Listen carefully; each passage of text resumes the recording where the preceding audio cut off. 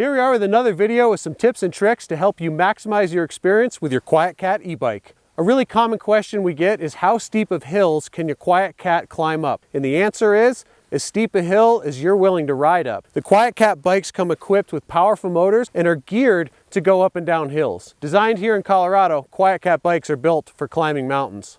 As you can see in the hills behind me, we'll have no problem getting up and over. Here's a couple of tricks to help you get up the steepest hills in your area. First thing, you want to make sure you're in a nice easy gear. The last thing you want to do is try to shift to an easier gear while going up the hill. This can cause breakage, can also be very awkward, and can lead to an accident.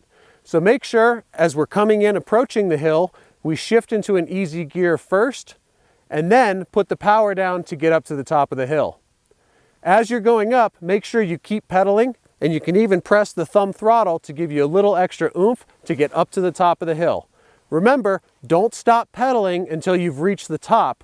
Otherwise, it can be really easy to fall back down the hill. Thanks for watching today, and we'll see you climbing some hills out on the trail.